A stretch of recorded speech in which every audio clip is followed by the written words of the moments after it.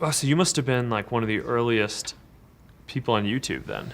I would consider myself like in the second wave of YouTube. There's a lot of like OG YouTubers from like 2007. Yeah. That's like when it first started. I was 2009. Okay. It's been Wow. it's been a journey for this. What's up? MKBHD here. So, quick background. Before you go down to the comments section and say, hey, why didn't you also talk about this? Or why didn't you grill him on this policy or this election stuff? And, there's a ton to talk about. I'm sure if we had a 2-hour podcast episode, we would have gotten to a lot more stuff. But he's a busy guy. And so we originally had we slotted 15 minutes to talk tech. So my thought was, if we only had 15 minutes to talk tech with Mark Zuckerberg, what would we talk about? Anyway, this is that conversation. Enjoy. All right, Mark, what's up, man? It's good. How are you? Thanks for having me on. Yeah, I'm good. So for the Talking Tech series, I think we always start by an introduction. I don't know if you need an introduction to this audience, but I think people know you as the co-founder of Facebook, the face of Facebook. But I'll let you introduce yourself. What's your role every day, and what is that like for you? Yeah. Well, I guess I started the company and I've been running it for the last 16 years. And I think my job is pretty varied. I never really know when I wake up in the morning what what is going to be thrown at me that day. But overall, it's a really interesting mix of intellectual problems, and I'm grateful to get the chance to build stuff that so many people around the world love and use every day. It varies from the set of apps that you might have on your phone to some more far-reaching advanced technologies like the work that we're doing in virtual and augmented reality, which is personally one of the things that makes me the most excited.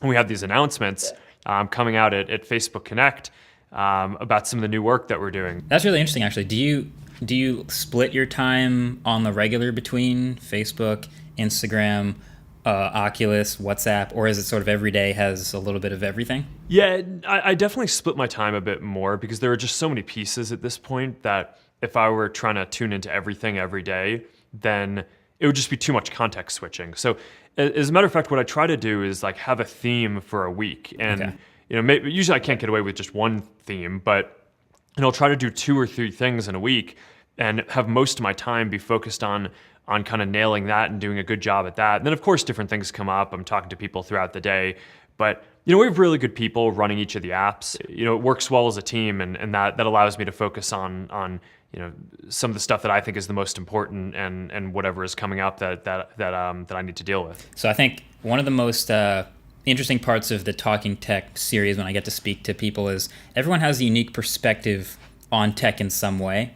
And obviously you being at the head of a very important company like Oculus, that's what I'm most interested in, because at the head of it, you kind of have to have some sort of a vision for what you think the future of it is, which is, I guess, hard for me to wrap my head around. But can you talk a little bit about Oculus now? Like the Oculus Quest 2, by the time this comes out, will be the newest, latest, and greatest. But what does that future roadmap for a company like Oculus look like? Yeah, so if you look at the kind of broad history of technology, we get these new major technology platforms every 15 years or so.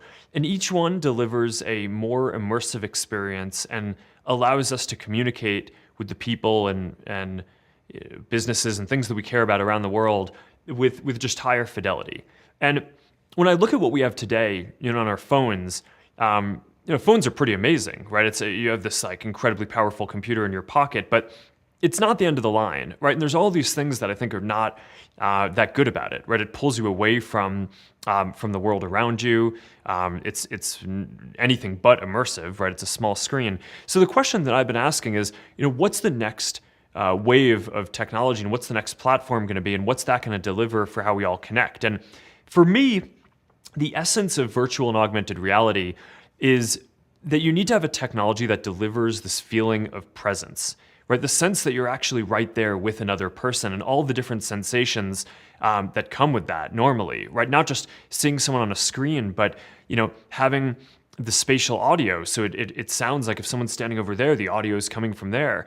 Having it so that you can kind of, if you're interacting with them and you have an object, you can pass them the object, right? And it's kind of real time and there's no latency. Our eyes refresh every 5 or 10 milliseconds. So, having it so that you can have this whole 3D world and what other people are doing render in real time faster than that. So it just feels real.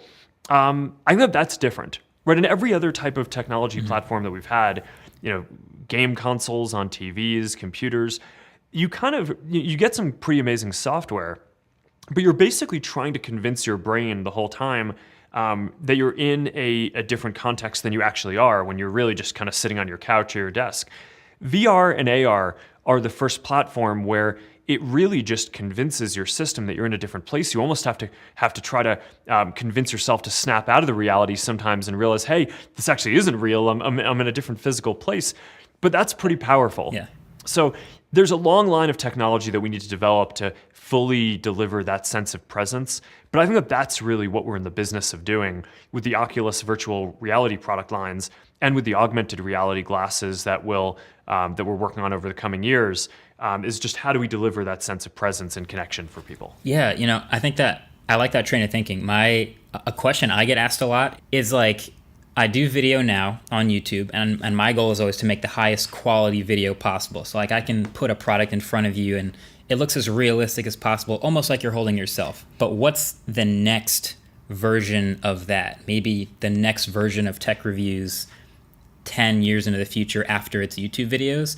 And my natural answer has been, I think VR makes the most sense. If I could literally kind of like put you in my shoes, then you'll feel like you're in the car that I'm driving or holding the phone that I'm holding. Is that a dumb answer? Have I been giving a good answer this whole time? I mean, I certainly agree with that, but our company is probably investing the most in virtual and augmented reality of anyone else in the world. So, yeah, I mean, I would hope that 10 years from now or 5 years from now, people will have a relatively sleek pair of goggles that they can put on and basically transport into your studio where you are. And instead of just holding up the phone in front of you like you just did, they could grab it, that you can hand it to them, and they can play with it and kind of experience that themselves.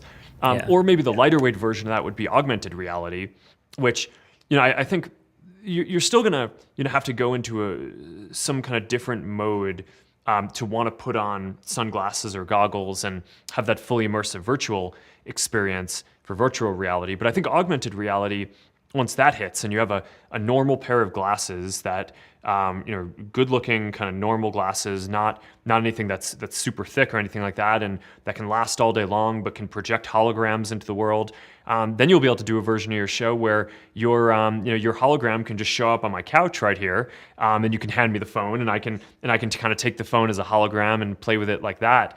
One kind of trippy thing that I think about that's further out is once we have really good, mature AR glasses, we won't even necessarily need other kinds of screens anymore, right? Things like TVs,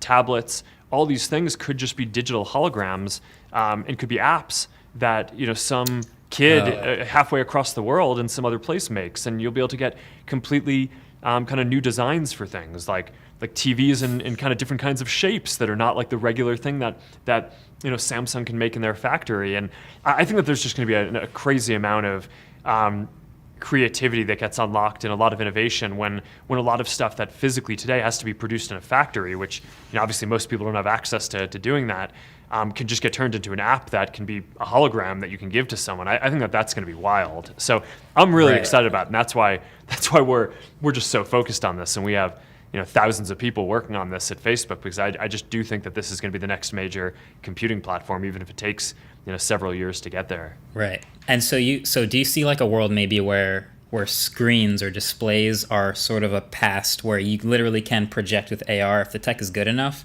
You can just hold like a rock or whatever, like a very simple, inexpensive object, and with your AR turn it into a screen, if that makes sense? The real thing will always have somewhat amount of more fidelity than you'll be able to get with augmented. like haptics are one area where you want to feel something. You pick up a rock or an object, and it kind of has more weight. That's kind of hard to model. But I do think we're going to get other senses through augmented and virtual reality that may not be possible in the physical world. So let's say, for example, okay, I'm kind of feeling around on my desk, and my hand is getting close to a water bottle. Right, today you don't feel the water bottle until you touch it, but it's possible in AR or VR that we can provide some kind of sense. So as you start getting close to an object, you start feeling some kind of resistance or some sense that you're near something, which of course is how some other animals navigate the world through sonar and different things like that, getting a sense of different. So I think it's going to be pretty wild. I think a lot of new things are going to be possible. It's not that it's going to replace all physical things. Of course not. A lot of things you still need to be physical, but a lot of different types of media, books, games, different things that people have, TVs. It's not actually clear that in the future those all need to be physical objects anymore. I think a lot of them, if you're sitting next to me, your hologram is here with me, and maybe another friend is kind of sitting next to you on the couch, hologrammed in from somewhere else, and we want to play a game of cards, and I can just kind of snap, and here's a virtual deck of cards, and I can hand them out. Right? It's like I just think that that's going to be pretty wild. So I think that that's going to be really powerful, but there's obviously a lot more technology that we need to develop before we can get there. Gotcha. Yeah. See, this is why it was a good idea to talk to you, because I'm not thinking this far into the future, and now I'm like, okay, you got to address all of your senses, your sense of sight, your sense of hearing, but also you could introduce new senses, which is kind of crazy. But here's a question I've been wondering about. It could go with AR or VR. What do you think is more important for people to adopt this tech? The actual quality of the tech and the experience itself, or the minimalization of the form factor? Because I'm thinking, you mentioned earlier, like the glasses maybe having like a thicker rim but not too thick, and being relatively unobstructive. Is that as important, or which do you focus on first? Well, I think it's a little different between virtual and augmented reality. For virtual reality, because a lot of people, you're doing it at home, or you're kind of doing it in an area where you're where it's kind of reasonable to be fully immersive. The way it looks is not, I think, the biggest factor, right? I think if we were talking about people walking down the street wearing a VR headset, I think that would be a different situation, but that kind of doesn't work. You don't want to be fully immersed, right, in some other world where you're walking down the street. That's where augmented reality comes in. So for VR, I think there are all these reasons why you want to get it smaller, right? You want to make it more portable. Of course, you want it to be more comfortable. The lighter it is, the kind of the more comfortable it's going to be for people to use. And of course, anything that people are going to use, you want to be cool, right? You want it to look cool, right? You care about how the headphones that you're using look, right? It's like you probably like the design of them, right? So it's something that matters, and that's something that we work on. For AR, I think there's going to be a completely new threshold, because that's meant to be worn, and you're interacting with the world around you and just bringing holograms into the world. That, I think, has a very high bar for kind of aesthetics and feeling like it's a normal pair of glasses. So, it's if you think about the range of glasses on that, from really thin-rimmed glasses to pretty thick-rimmed glasses. I don't know if we can cram all the electronics into a very thin-rimmed glasses anytime soon, but the goal is going to be to try to get all the electronics and things that we need to produce that into kind of a normal thick-rimmed pair of glasses. I think that matters. But then in the meantime, for virtual reality, we just want to get it as light as possible. So for Quest 2, the goal, we got it 10% lighter than Quest 1, right? We shaved off about 60 grams. And we made it so that it's not just lighter, it's also smaller, right? So it's the headset piece is smaller, but the strap is a soft strap instead of the hard strap, which when it was a little heavier, you kind of needed a hard strap in order to make it so that the weight distribution worked on your head, and that the harder strap could kind of support that. But now that it's lighter, we crossed a threshold where you can get the soft strap. Then that has a double benefit, because now the soft strap makes it a lot smaller. So I can just chuck it in my backpack when I'm on the go a lot more easily, and it makes it a lot more portable, so it's functional. So I think that kind of thing really matters. And we're definitely going to continue focusing on just smaller, faster processors, better screens, until you get down to the Retina displays. We also were able to lower the price from $399 to $299, which I just think is going to make it possible for a lot more people to access that and get into VR. And that's something that I'm really excited about. Also, whenever I think about AR, I think my brain naturally goes back to remembering Google Glass back in the day. And I'm curious, when you're thinking about the future of what you want AR to look like, do you ever look back at the past? Like, was Google Glass ahead of its time? Well, I think that the idea that you're going to want to have some information and context there, I think it makes sense to work on that. And I think that we'll see other types of glasses come out. I'd imagine. I don't know what Apple and others are working on, but there's one version that the tech can take, which I think you can kind of think of as like a smartwatch on your face, right? So it's like, what do you use your smartwatch for? Notifications, maybe some information, and maybe you could have that in the corner of your eye. Would that be interesting? Yeah, I think that some people might like that. That's not personally the thing that I'm super excited about building. For a number of reasons. One is I come at this from the perspective of how do we connect people better. So, having some kind of information in the corner of your eye is just not as powerful from my perspective as being able to have like hologram Marquez here with me, and being able to to interact and kind of share objects or play a game physically together. That I think is just like a completely different value proposition that's going to be harder to build, but I think is worth waiting for to get to that. So I think you'll kind of see different things. Google Glass was sort of an early take on the kind of smartwatch on the face type of thing, and I don't know. I'm sure others will try that too. That's that's not the main thing that we're focused on trying to build. Gotcha. So I have a little bit of a rapid fire, little this or that questions, and we'll see what you think. Okay, algorithmic or chronological? Ooh, well, I mean, I feel like I'm kind of the algorithmic guy. So yeah. So look, there's a place for both. At the end of the day, if your cousin or someone, if they have a baby or some milestone happens, it's like you just kind of expect that you're going to see that, and people get upset when they miss that because it was 40 posts down because it was in chronological order. So I think the ranking is more valuable. The other thing that we just found is that when we made the whole thing chronological, it basically encouraged people to spam, right? Because a lot of pages were like, oh, I could get to the top by just posting stuff really, really frequently. So I kind of think like having an option to see things chronological in a world where most pages expect that their content is going to have to be ranked and therefore has to be good content is kind of a good balance. But having it go all chronological, I think, kind of produces some bad effects. Got it. I feel like that's the level-headed algorithmic answer. I prefer good algorithmic to chronological. Favorite non-Facebook app? Well, I mean, these days I'm in Purple Air a lot, but I don't know if that's good. I mean, that's because of the California wildfires. It's the air quality app. I think they. Gotcha. I mentioned Spotify earlier. I probably spend more time in Spotify than almost any other app. I like music a lot. Same. I think Daniel is a great entrepreneur and a good person. And it's a good company, and I think they've just done a great job with their work. All right, phone in your pocket right now.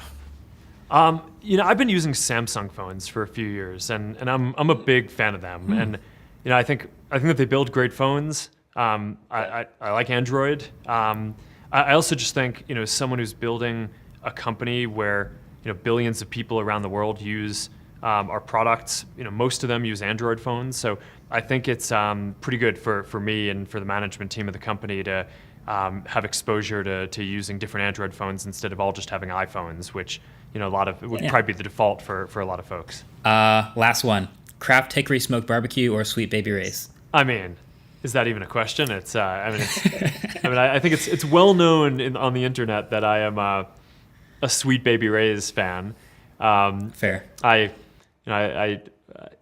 like barbecuing, and I guess I'm a Sweet Baby Ray's fanboy. Fair to say. Mark, thanks for joining me. I appreciate the time. I know you're a busy guy, so taking the minutes to spend with me was appreciated, and hopefully I'll take all this new knowledge about the future of VR and AR with me. Awesome. All right. Well, thanks for having me. Appreciate it. All right. See ya.